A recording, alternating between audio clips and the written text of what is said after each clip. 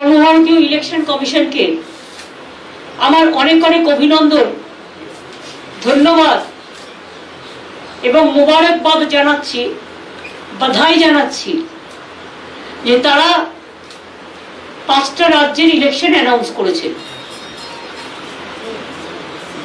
Election কমিশনকে মান্যতা দিয়ে তারা যেভাবে অ্যানাউন্স করেছেন আমরা সেভাবেই করব, কিন্তু কোথাও কোথাও একটা কোশ্চেন এসে যাচ্ছে। বিহারে 240টা সিট, 3টে ফেজে ইলেকশন হয়েছে। আসামে 3টে ফেজে ইলেকশন হচ্ছে। তামিলনাড়ুতে সম্ভবত 240-এর মতো সিট, 34, তাতে সেখানে ওয়ান ডে ইলেকশন। কেরালায় সিপিএম গভর্নমেন্ট আছে, ওয়ান ডে ইলেকশন। বাংলায় 294টা সিট, 8টা ফেজে ইলেকশন। কেন? কাকে সুবিধে করে দেওয়ার জন্য? একটু তো রেশনাল থাকবে election commission. We want election commission who have a highest regards. Now, like election commission, the important body, if they don't give justice to the state and the people, then where the people will go? Now, whatever I came to know from BJP party sources, whatever BJP have decided, as per BJP requisition, even I am really sorry to say that they cannot trust even West Bengal, the district also. I am really sorry. My question would be to Election Commission. I welcome your decision, but tell me why half of the district election every day?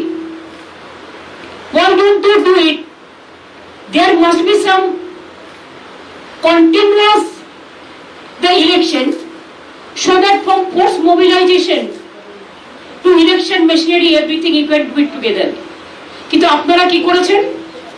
2nd March, যেটা second issue of notification 2nd March, 27শে March election করছেন কোথায়? পুরুলিয়া। বাঁকুড়াটাকে ভাগ করেছে, করে বাঁকুড়ার একটা part, Jhargram, পশ্চিম মেদিনীপুরের আবার পার্ট 1, পূর্ব মেদিনীপুরের আবার পার্ট 1, এ আবার বিয়ে পার্ট 1 পার্ট 2 শেখাচ্ছে। একটা ডিস্ট্রিক্টকে ভাগ করে তাকে আবার পার্ট 1 পার্ট 2 করছে।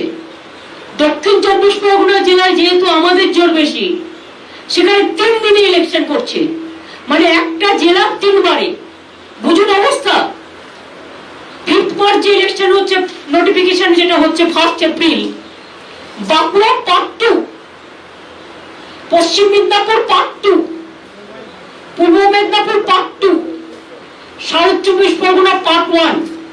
এগুলো কি নরেন্দ্র মোদী আর অমিত শাহর কথাই হয়েছে যে তারা ইলেকশনটা করতে যাতে কোন কোন কনস্টিটিউয়েন্সিতে যাবে? আসামের ইলেকশনটা একবারে করে নিয়ে 27শে মার্চের মধ্যে, এপ্রিলে 6-এর মধ্যে তামিলনাড়ু ইলেকশন করে নিয়ে একদিনে, কেরালার ইলেকশন একদিনে করে নিয়ে, এখানে 23 দিনের ফুটবল গ্রাউন্ড, 23 দিনের খেলা খেলবেন? আমাদের যে আস না, এই খেলাতেও আমরা বলছি আপনাদের হেরে ভূত করে দেব। খেলা হবে 8টা ফেজে, হারিয়ে ভূত করে দেবো। তার কারণ আমরা গ্রাসরুটের লোক। আপনি জেলাকে ভাঙছেন, বিজেপি আপনারা জেলাকে ভাঙছেন, আপনারা মা বোনদের ভাঙছেন, অসম্মান করছেন, আপনারা ভাই বোনদের ভাঙছেন, আপনারা হিন্দু মুসলিম ভাঙছেন, আপনারা বাঙালি বাঙালি ভাবছেন, আপনারা বাঙালি রাজবংশ ভাবছেন, আপনারা বাঙালি মুসলিম উর্দু মুসলিম ভাবছেন, আপনারা টোটাল দেশটাকে ভাঙছেন।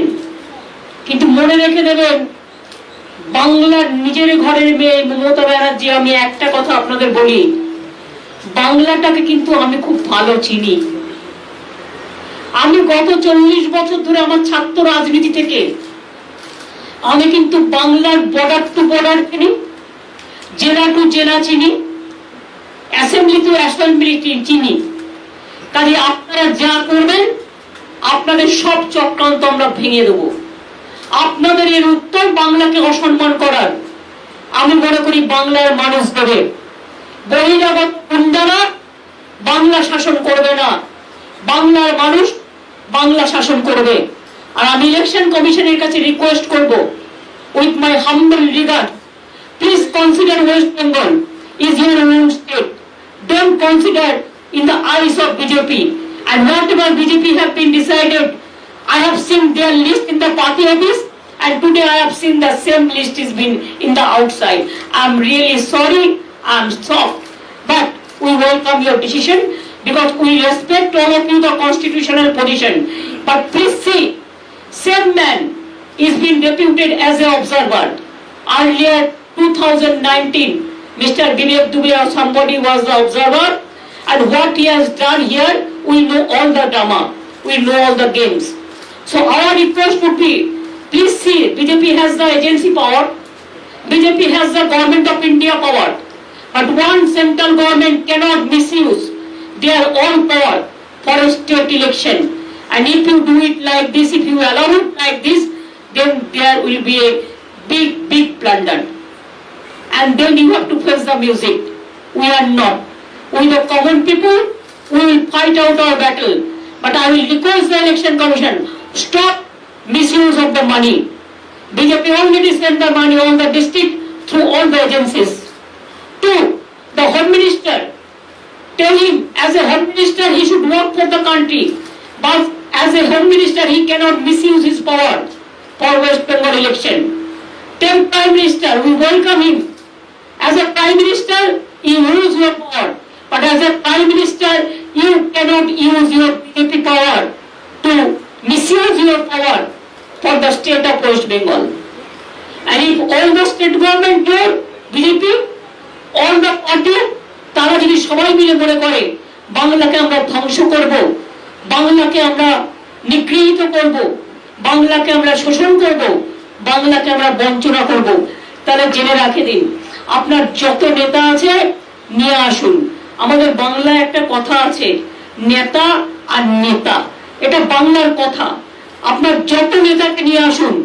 আমরা নেতা নই, আমরা হচ্ছে ঘর পোছার নেতা, অর্থাৎ আমরা পাবলিকের মাটির ঘরের লোক, আমরা ধান ক্ষেতের লোক, আমরা মেশিনে কাজ করার লোক, আমরা ঘরে বাসন মাজার লোক, আমরা সাধারণ মানুষের লোক।